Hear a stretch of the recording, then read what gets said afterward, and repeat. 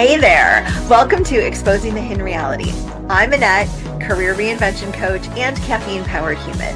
And I'm Sandra, women's life and leadership coach. I bring the woo to our conversations. And this is the podcast where we call out all the unspoken stuff, biases, outdated expectations, and all the things women navigate in work and in life. Yes. We bring to light what we see happening. Smart, capable women stuck in the same patterns because no one really talks about what's going on. We'll bring some difficult truths. Welcome, insightful experts. And sprinkle in a little chaos and fun. It wouldn't be us if we didn't, right? It's true. So whether you're walking the dog or tuning in during your commute, we're glad you're here.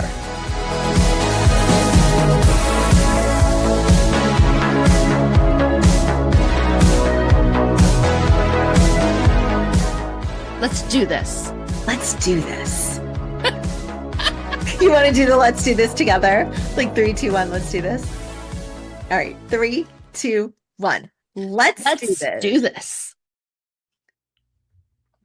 Welcome, everybody, and thank you so much for joining us. We have a very special guest today, Dr. Sheri Lake. And Doctor, please take a few minutes, introduce yourself to the audience, and tell us something fun about you. So, hi, everyone. I'm Dr. Sheri Lake. I am a scholar turned angel communicator. I have been a communication expert for over 26 years, and now I bridge communication between people and the divine. I live in the country in a very small town, so I have a collection of stray animals that I care for very nicely. I have like 6 cats and 2 dogs, which is crazy. So people talk about the crazy cat lady. That would be me. But everyone gets along. Because of my background, I know how to train them, and we all get along famously. And I enjoy hiking and being outdoors in nature. That's where I connect with spirit and my higher self. Okay, so now I have this really important question to ask you. And I think Annette and I might have actually been talking about this the other day. Have you trained your dog to use those little talk pads, like treat, treat, treat? I have not, because true confession, don't want to know what they have to say to me. Yes! I don't. Like, if they would say, like, oh my gosh, you're lame or something like that, I'd be mortified. So no, I don't. We have our nice little thing going. I'm going to keep it as is. Oh my gosh, I want to do it so bad, but I'm the one that doesn't have the discipline. I'm sure my dog would catch on, and I don't think I'd be able to do it. So I have an unused box of the buttons just sitting in my closet. If I tried that, my dogs would be swearing on a regular basis. Their language would be so foul, and I don't know that I want to go there. But now I'm feeling inspired. So who knows? If you do it, you have 2 new followers. We're all over it. Perfect. Sheri, yeah. Because and there is an account that I'm going to have to find now. Of course, now that I'm looking for it, I will never find it. But the dog does swear with the buttons, and it's hysterical, and I love it. That's too funny. It is too funny. So how did you go from a whole life in academia to what you're doing now? What was that bridge that got you there? Oh, the bridge wasn't one that I chose at all. The bridge was kind of like forced on me, and I'm so thankful for that. So I was working in academia for 5 years. My commute, because of where I live, it was a very far commute. So it was 3 hours every day. I recognized I was burnt out. I was tired. I was low energy. I was frustrated. I was irritable. However, I was very much stuck in the prestige of being a professor and all these people looking up to me. And I was speaking at national conferences and being invited to speak at statewide conferences. I felt so important. And at the same time, I felt so empty inside because it wasn't my true self. And after a period of time, I got more tired and more tired and more tired. And then on my way home from work one day, it was just this average day. I was hit head on by a teenage driver at full speed, and it stopped me in my tracks. I had a near-death experience, and I had a very long physical, emotional, and spiritual recovery, and it was life-changing. Um, and one of the most profoundly impactful, positive experiences of my life. So for people who may not be familiar with the term near-death experience, could you explain a little bit about that? Yeah, there's been a lot of research about near-death experience. It's everyone, there are commonalities and there are also differences. So for me, I wasn't in a coma. I wasn't like in medical treatment during my near-death experience. I was just out cold from my car accident. And what usually happens in near-death experience, you hear the white light stories. I had that experience. I saw the white light. I saw the peace. I saw so much beauty. And for me, in front of that was this like very fast, cinematic set of flashbacks from my life. I saw the birth of my children. I saw my wedding. I saw my divorce. And I saw this premonition of my husband, my ex-husband, coming toward me, and he was smiling and coming and sharing this good news. And I'm like, what the heck? I want to go to this white light. Like it was there, but there was like a little veil in front of it. So I was between worlds at that time. On the other side, I could see what was available. For example, there is no race, there is no gender, there is no sense of you have the right morals and you have the wrong morals. You have the right religious beliefs and you have the wrong religious beliefs. None of that existed. And I could see that very clearly. And I wanted to get to it. I wasn't meant to get to it. There was this veil in front of it. And as hard as I tried, I couldn't get over to that other world. And then very loudly from the back seat of my car, which was empty, I was driving by myself, I heard the command, "Get out." Later, I believe that to be the voice of my guardian angel saving my life. I had blunt force trauma. I had a head injury. I had facial injuries. I was a mess. And for some reason, I was able to walk out of that car. I was out for probably 2 to 3 minutes. So not a long time, but long enough to, see what's possible and long enough to know that it wasn't my time. And what makes this story so powerful is in the ambulance on my way to the hospital, my ex-husband called me and I hadn't talked to him for a long time. And he was so happy. And he was telling me that he was getting remarried. And I'm like, oh my gosh, I had this premonition, in that time between worlds. And it was then that I realized I don't call myself a psychic, but I'm able to communicate with angels and connect. I primarily work with women. I connect women to their spirit teams and their angels or whatever it is they believe in. And it's just a tremendous gift that I was left with. Oh, it's beautiful. It's absolutely beautiful. And I'm curious how your family responded, not just to the situation that you found yourself in, but really the whole shift in your life after. Well, That is a great question, and no one has asked me that question before. And I have two kids. My kids are adults now. One is 21, one is 23. They understand it. They're supportive. They were there through the physical rehabilitation.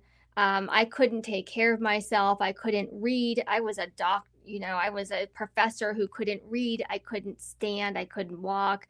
I spoke with a stutter. Like, I had such weird symptoms. They were there to help me through my recovery.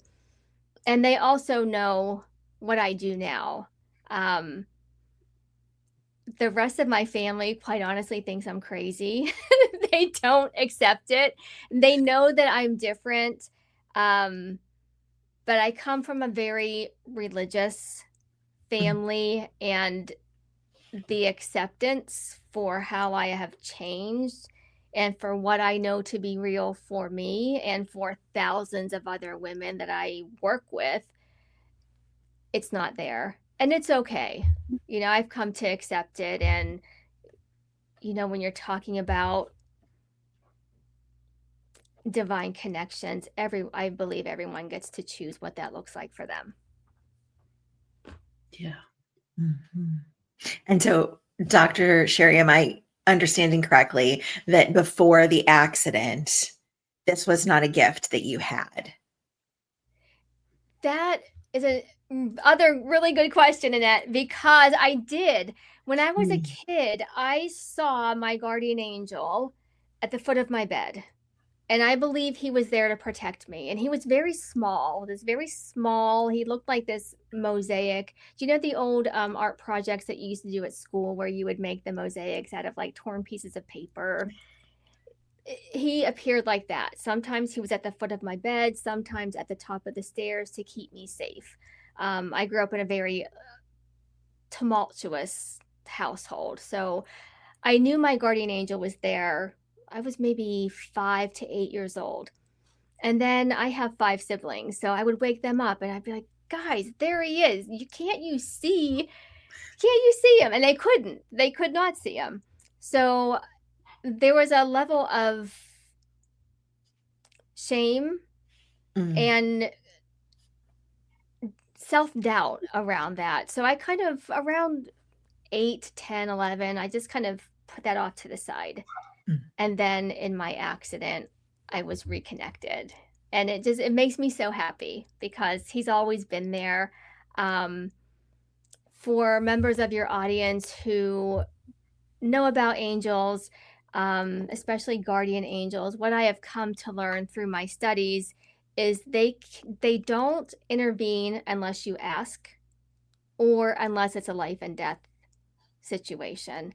So I am forever thankful that my angel intervened and kept me here, so I can share my message and my gifts with others. Yeah, that is a beautiful story. Oh my gosh, I have goosebumps. So first, how long did it take you to recover? We're very thankful that you did recover.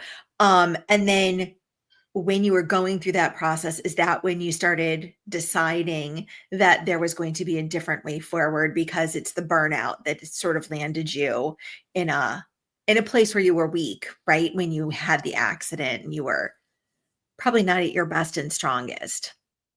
Yeah, it took me over 9 months to recover. Wow. So the sternal fracture and the trauma to my body healed in about 8 weeks. My brain did not heal. About 90% of people with my type of brain injury fully recovered. I was not that 90%. I was the 10% that did not. So I had a lot of therapy,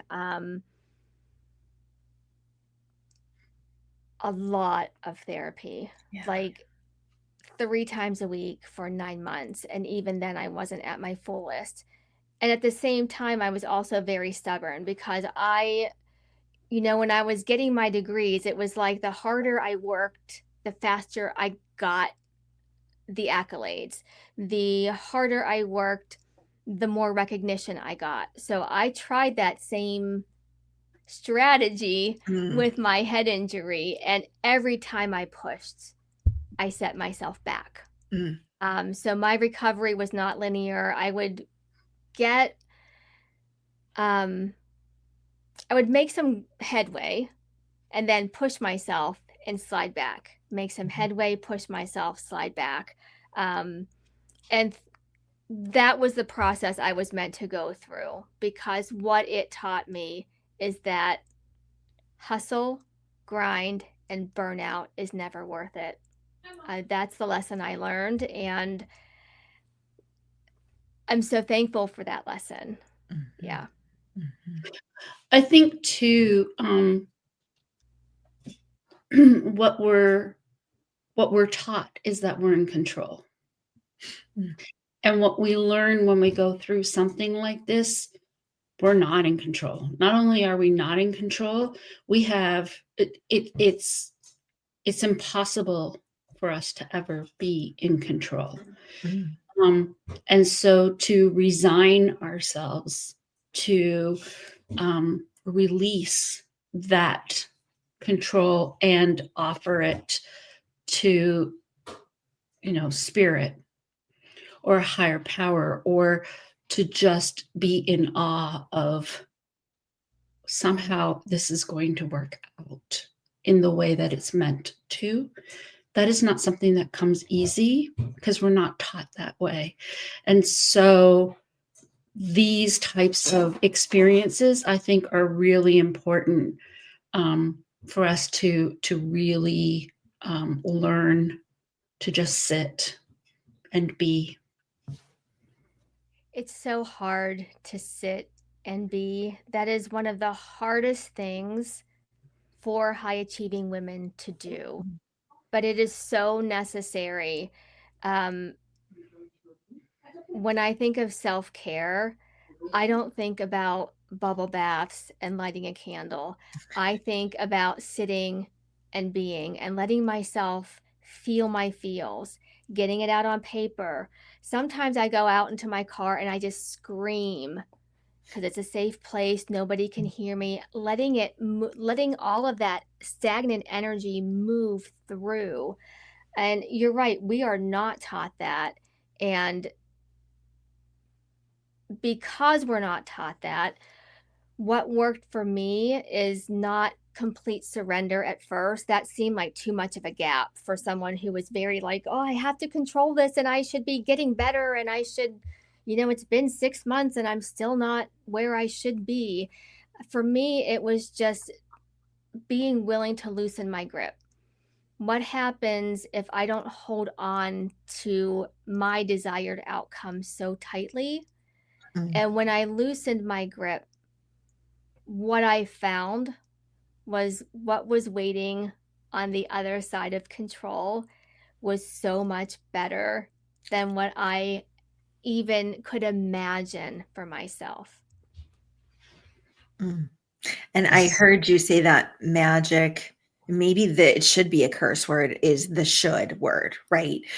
Because Yes. that is, I think that's the soundtrack to a lot of women's internal conversation. I should be doing this. I should be doing that. I have to do this. I have to do that. So now that you know what it's like to let go, what can you tell the rest of us who are maybe still pressing play on that should soundtrack every single time? Oh my gosh. Here's the thing about the should soundtrack, it leads to shame. I mean, that is the recipe for shame. So when we say like we should, it disrespects our right to have boundaries. It leads to shame. And so many times that shame isn't even ours. It's pushed on us from people who can't accept our boundaries or who won't accept our boundaries. So I love that. I think it is such an important lesson. If you can even one time press pause on the should, you feel very uncomfortable, but then that discomfort leads to lightness. And if you do it enough times, it helps you trust yourself. It helps you respect yourself. It makes saying no a complete sentence that you don't have to apologize for. And it releases this heavy burden on our shoulders from assuming the shame from our kids, our families, our jobs, our friends, and they don't mean to do those. They don't mean it. It's just part of our cultural conditioning.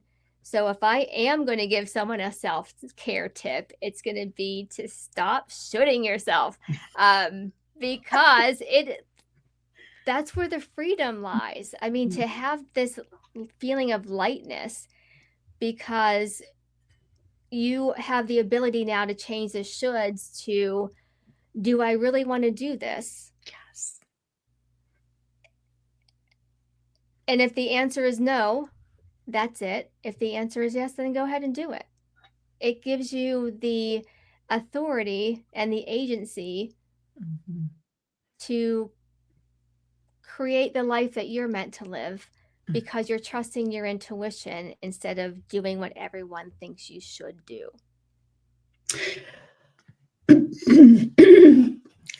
Annette and I have been having this exact conversation For sure. for a few weeks now, right? Because we are each other's accountability, right? And so we'll if we get asked something, we'll call the other one and say, "Oh, I really don't want to do this, but I just got asked, and I don't know that I can say no. Why not?" Exactly. Right? And what I've noticed, at least in our back and forth, is that we are more concerned about disappointing somebody else than disappointing ourselves. Yes. Yes. And I think this people-pleasing tendencies that we have is really ego-driven. And ego isn't bad. I know ego has a bad connotation. I don't mean like that at all. Intuition, when we're really listening to our inner voice, our higher power, our angels, our divine team, whatever it is you believe in, you get this feeling of, ooh, like you get this very split second moment, like, oh, that sounds like fun. I want to do that. Where the ego is like, I don't really want to do this, but I don't want to disappoint them. And how am I going to look to them if I say no? There's a tremendous difference. The intuition, I think, is tricky for women because it comes in such a split second moment that sometimes we're too busy to even notice it. So that's where the slowing down and just being comes into play. And even if you are faced with a decision, should I do this? Should I not do this? Sitting and maybe telling someone, let me think about that. I'll get back to you. Will give you time to really tune into yourself and pay attention. Like, do I have a pit in my stomach? Do I have a lump in my throat? Is my head throbbing? Those are signs from your body. Like, you should say no. Where if you feel this like giddy excitement, like, you're just falling in love with somebody, like that kind of like, oh, that sounds like fun, then that is an invitation from your body to say yes. At least that's how I view it. And one of the things that we talk often about is that it's often women who create the dynamic that prevents other women from saying no. So in other words, as women, we don't support another woman when she stands up and says, I can't, I won't, I don't want to. I don't have time for this. I've made a different commitment. My path is moving in a different direction. Whatever the reason is, as women, we often don't accept that from another woman. And what a shame. I just think what a shame, because we are all sort of in this same world having similar experiences. And imagine how empowered we would be if we did support each other and said, Sandra just said no, and I support her 100%.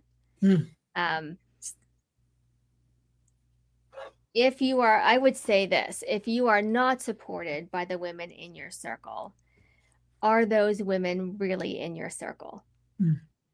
Because if someone does accept your boundary and no means no, and this isn't right for me at this time,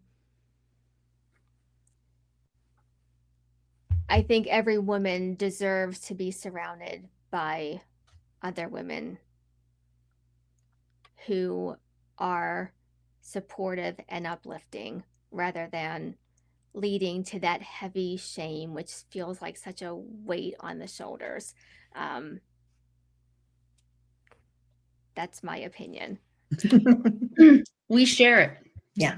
We share it. And really on this program, what we talk often about is that when we tend to speak about hidden biases, people think we're really talking about men holding women to a different standard. And what we're trying to expose is that those biases and those expectations sometimes come from very unlikely places, including other women who are the ones who set the challenge by holding women to standards they don't want to be held to. I agree with that. I think that's a really important point. And you see it all the time. You see it on social media, particularly yes. with this fangirl culture. And one thing I'm not willing to do in social media is get into a bikini and flaunt around to get validation from other people.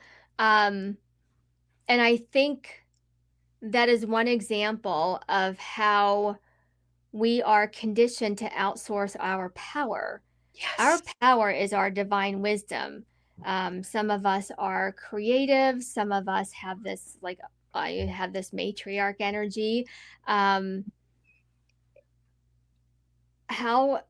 different would life be if we accepted the differences amongst ourselves? Instead of trying to push to the front of the line for external validation, oftentimes from people you don't even know. Yes. Yeah. And that comes from unhealed versions of the divine feminine. And so when you were healing from your traumatic injury, getting your life back, is that the lessons that you learned from that process? Is that what you teach to other women now? Yeah, it is. I teach them how to recognize the roles they're playing for other people. How I call it burning the script. You don't have to lead the life that they told you to lead. Yeah. I teach about divine rebellion. So it's exactly what we're talking about, having the courage to stand up and say no. And not, I can't do it, because you could. I don't want to do that. Yes. Exactly. It's like setting those boundaries. And then finding out who you are, separate from who they told you they were. And then you can live your life. I call it the unscripted life, the unscripted woman. Then you can lead your life without the rule book and those scripts that they gave you. And that's what I teach women. Yeah. And let me say that I think every woman gets there, right? Yeah. So listen, I'm of a certain age and it's been a while for me to get here. But how can we encourage this kind of curiosity and this kind of self-advocacy much, much earlier for young women and girls? How can we nurture it in younger women and girls? If we're mothers, how can we make sure that our daughters understand that there's all these pressures, but we don't have to succumb to them to be successful? Yeah, that's a great question. And I'm going to give credit where credit is due. Young women, especially, like my daughter's Gen Z, I'm Gen X. I feel like I hate to put people in boxes, but I'll just do it for a moment. I feel like Gen X is the generation that really has taken responsibility for generational patterns and ancestral wounds and done their healing work. And if they haven't done their healing work, they're in process, or they're curious about it, or they're willing to explore it. Yeah. Gen Z, they've got it. They're not putting up with it. Like, they're just not. And I feel hopeful because of that. I feel like we have done the healings. We have raised our daughters differently. And now they get to reap the rewards of all the times. I'm going to speak for myself, not for everybody. All the times I screwed up. I screwed up so many times. I made so many bad decisions, even though I knew I shouldn't make those decisions. And now, through honest conversations and storytelling, I think that's how we heal the wounds of the feminine. But I honestly think, from what I see, Gen Z is not having it. And good for them. Good for them. Yeah, I was telling Sandra earlier today that I just finished listening to Kamala Harris's new book, 107 Days. And she talks about her campaign, which was 107 days long. But at the end, she does quite a few acknowledgments, thanking her staff, her campaign team. But she thanks Gen Z. Yes. And she talks about how they're different, and that if we want a different world, we have to really put our faith in what they've got coming up for us. And, you know, I think it's really true. I think it's an unestimated generation of people, and I think we're going to be able to count on them. So Oh, kind of I exciting. agree. I didn't know that was in her book. That's so Yeah. interesting. I believe that to my core. I see it. I feel it spiritually. They are saying no more. And they are not following the traditional career route. They are not. They are showing up messy if they need to. I have tremendous hope in our future, because Gen Z is that first generation of women who is coming up, and they don't have the same social conditioning wounds that we had to overcome. Yeah, less baggage. Yeah, for sure. Or maybe just more exposed baggage, right? They saw it for themselves, probably at the same time that we were seeing it, because I'm Gen X too. So yeah, yeah, they're very insightful. They see the differences in the generations, and they are very, as a group, very celebratory of how they're not like this, they're not like this, they are like this. They are very accepting, very open, very empathetic, very emotionally intelligent. And I'm going to be honest, my daughter taught me so much about how to be that way. So I can say, you know, we've done the healing work to make it easier for them, but they are teaching us too. And I think that is just beautiful. I often say my daughter saved my life. Yes. Yeah. Yeah, because I wanted to be a different parent to my children than my parents were to me. And I don't mean that I don't mean to imply by that they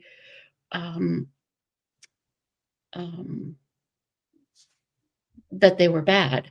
I'm simply saying, you know, that they were wounded by their parents, right? So I was wounded as a result of that. And whether it was intentional or not, I was still wounded.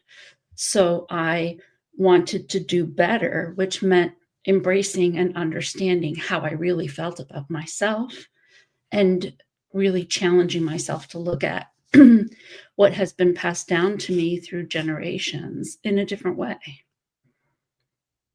Yeah, I love that. And that insight is what changes lineages. It's beautiful. On a very funny level, I have a son who likes to, I have twin boys, and I have a son who likes to poke and prod. And one day we were driving and he said to me, Mom, you made a lot of mistakes, and here they are. And he laid them out to me. And Annette knows exactly who I'm talking about. And I said to him, well, the beauty of being a parent is that you get to make the decisions, right? So my parents made decisions, and from my perspective, they made some pretty big ones that were not good. And as my son, you're looking at me and saying, you made some mistakes, Mom. And I'm thinking, okay, but I did them out of love and what I thought was best. So guess what? When you have your children, you get to make all the mistakes. And like 40 years from now, when you're sitting there and your children tell you you messed up, you can say, you know what? That's the beauty of being a parent. And all I would tell you is, I at least started saving when you were born. So you have a college fund or a therapy fund, like it was your choice on how you wanted to use it. Right. I didn't either. Well, I love that so much because I have a son too, and we actually have very deep conversations, and I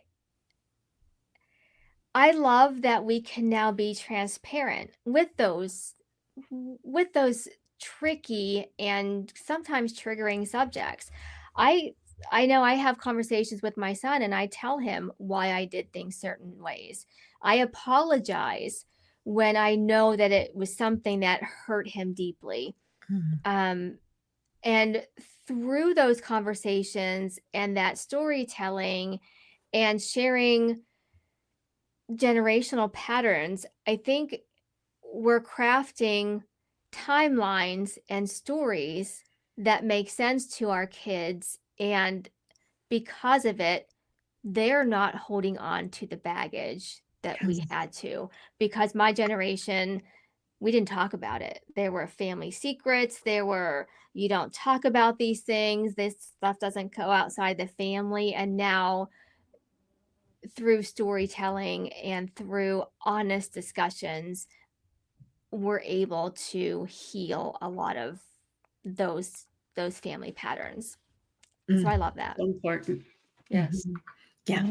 And I love too that there's not very many places for those secrets to hide anymore, right? You take your DNA test, you trace your genealogy online, and all these things that used to be well-kept family secrets, even if the people are gone, are now coming out, and people are bringing them to the forefront, shedding light on it. And I think it's helping everybody see, like, oh, there was something different about us always. We weren't all imagining it, even though they didn't talk about it. So yeah, technology is helping us be a better version of ourselves sometimes, and helping expose those things that were perhaps well hidden.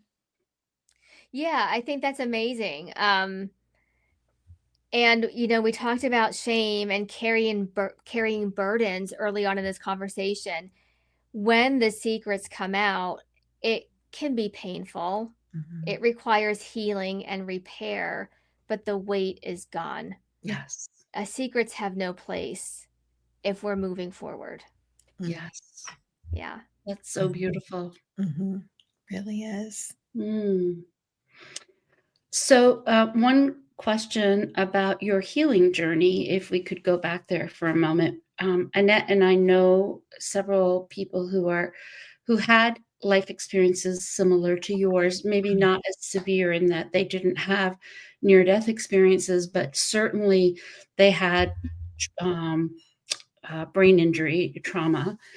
And that there comes a point where it's really difficult for medical science or the medical industry to really do anything to help somebody heal beyond where they're at.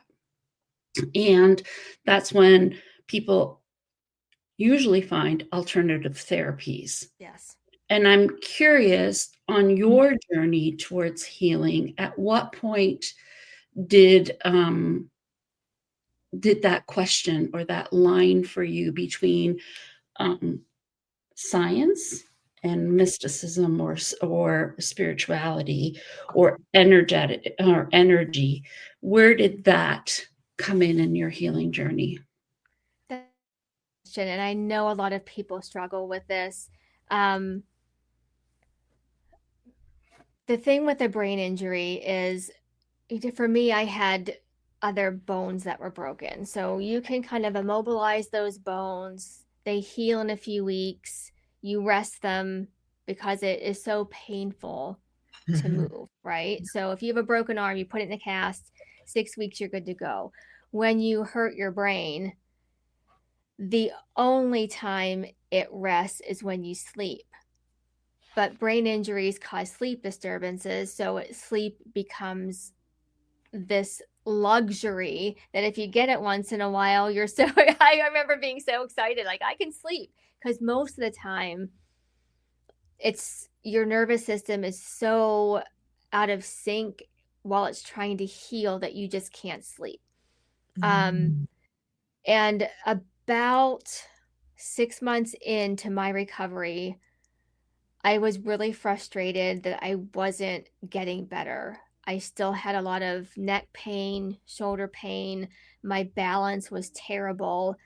I am a speech therapist. I was very aware I was speaking with a stutter, and it was embarrassing. I couldn't go back to work and lecture because of my disfluencies.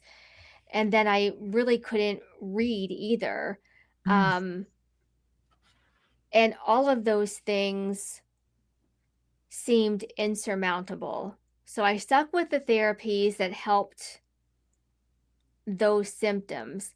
But deeper down, there was embarrassment, there was anxiety, the sleep.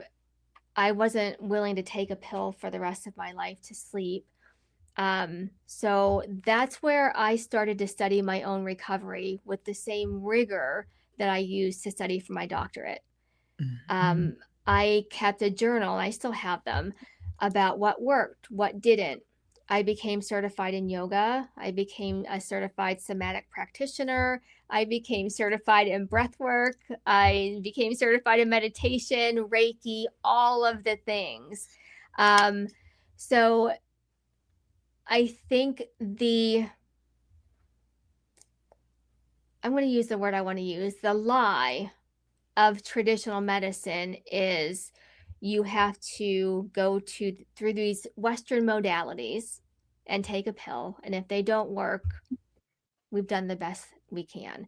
There are so many more options. And I'm not saying by any means, if your doctor tells you to take medication, please take your medication. For me, there are so many other modalities. And this is when self-trust comes in. Yoga was not something I had ever practiced before, but I noticed that it was increasing my confidence. I learned how to do a headstand after I had a concussion. I'm like, oh my gosh, what am I doing? I'm like on my head. And it increases your self-esteem, and you think like, oh, if I can nail that, I can do this next thing. With the breathing and the meditation, it's like I feel so anxious and dysregulated, and 20 minutes of meditation, I feel calm and collected. So it doesn't solve everything, and it's not a long-term fix, but it's become part of my daily, I don't want to call it self-care routine. At this point, it's my daily maintenance routine. It's kind of like when you're putting your makeup on.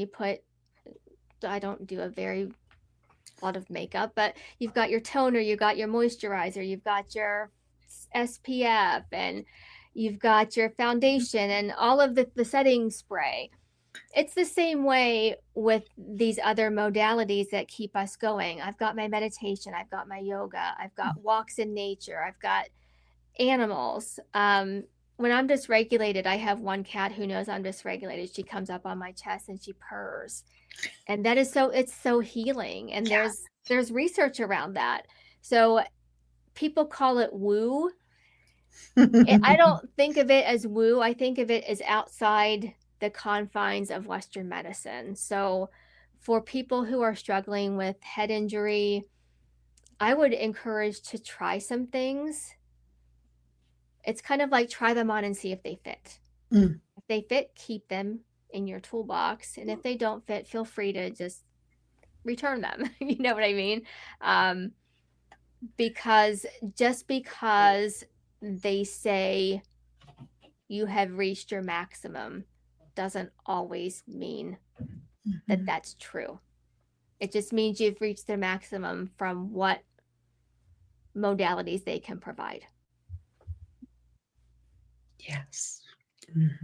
I agree with that. Lots of different things you can work on that are outside of what would traditionally be thought to be successful. And do you have to go get a yoga cert? No, I go above and beyond because I'm just going to go all in. But you go to a yoga class. You know what I mean? Go get a massage. Go just spend. There's something so magical about a Reiki session or a massage session. And it's not because it is the cure. It's because you have this dedicated time of an hour with no phone, with someone caring for you in a very safe and quiet place where you know you're held and you're safe. That to me is the magic of these different modalities. Agreed. Yes. So much agreed. So Dr. Sheri, tell us a little bit more about how we can connect with you and where we can find more information. Sure. I have a website. It's sherilake.com.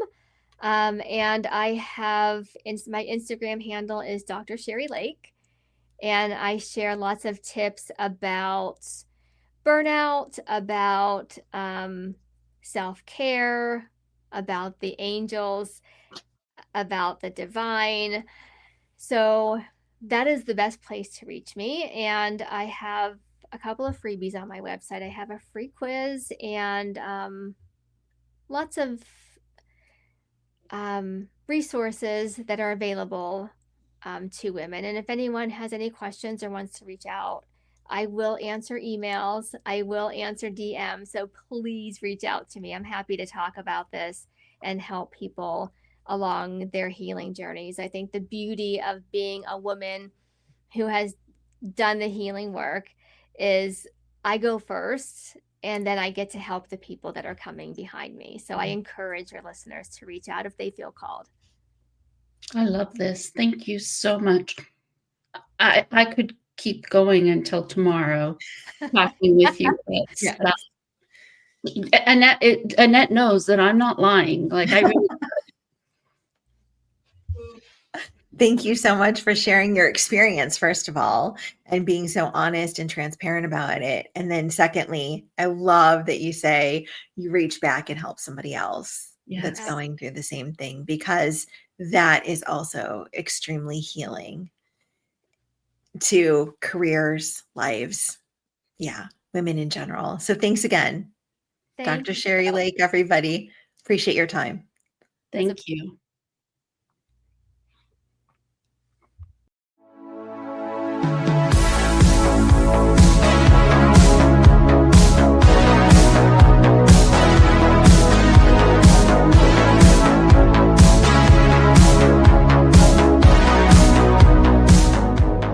That's a wrap on this episode of Exposing the Hidden Reality. If something hit home or made you snort laugh, tell us.